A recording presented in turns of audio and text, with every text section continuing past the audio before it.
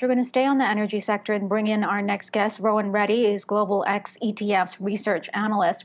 Rohan, thanks so much for your time today. So I guess the million-dollar question is on everyone's mind: how high does oil fly before it sets back and, there's a slump because just demand drops? It's a great question. Right now, prices are right around $110. That's one of the highest that we've seen since 2014. And prices still could move up a little bit higher from here because Russia accounts for about 10% of global production.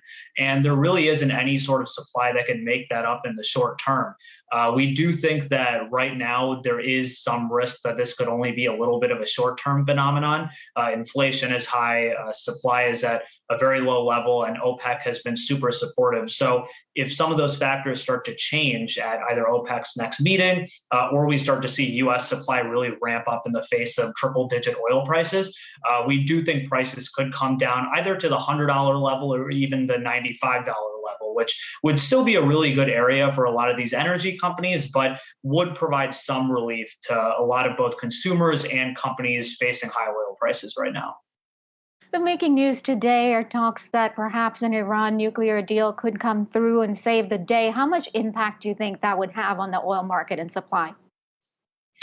Well, at its peak, Iran did about 3.8 million barrels of oil a day during the Obama years when some of the sanctions were lifted. Right now, there's about 1 million to 1.5 million barrels that have been lost. So again, when you do that on a percentage basis of global oil production, it's right around 1 to 2% of global oil supply. So it could be a material amount, but I think given what we've seen with Russia and the fact that that's a massive oil producer, third largest in the world, it's not enough to make up that shortfall. So I do think the Iran news is helping out oil prices a little bit in terms of driving them down a little bit further, but it's not enough to really make up some of the big gains that we've seen in the prior days.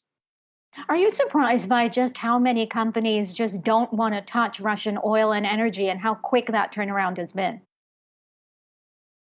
It's not been that surprising at all. I think even though they're marketing it at very steep discounts, in some cases north of 70% or even more, right now there is the looming overhang of both the U.S. and also major Western countries that could say, well, the entire energy sector in Russia is going to be sanctioned. So what happens if that oil is in delivery while that happens? What does that mean? And so I think that risk is giving a lot of the buyers pause as to whether they want to accept Russian oil right now. So even though Russia has been fairly stranded right now and they are desperate and they're selling oil at a very low price, the sector in Russia has almost become close to untouchable, along with a lot of the equities and other assets, including currencies there.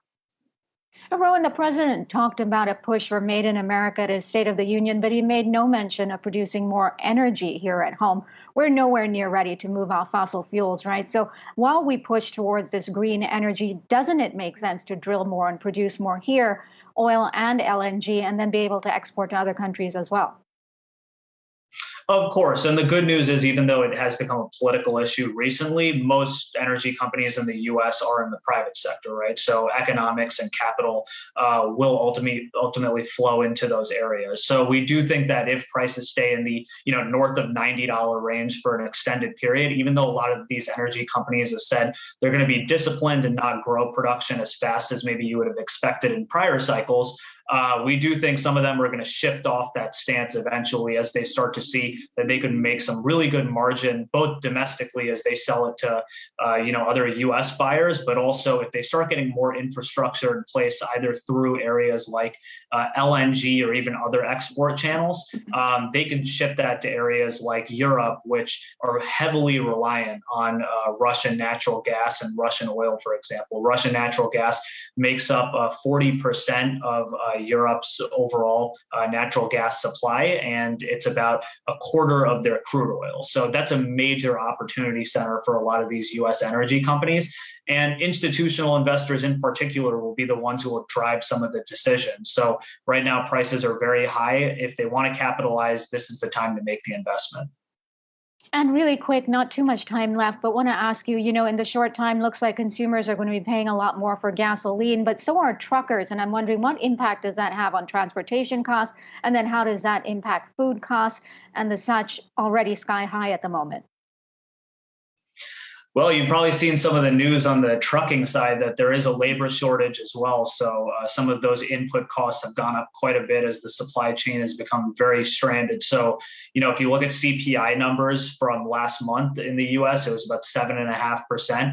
It could stay in that range for at least the next month or two, we think, as some of the supply chain overhangs and just high oil prices and high commodity prices start to filter in. But ultimately, there probably will be some relief from other countries that are going to step in to fill that void. So we do think it could be fairly seasonal, and ultimately going into the summer months, along with hawkish Federal Reserve policy, that could reduce some of the inflationary pressures in the system.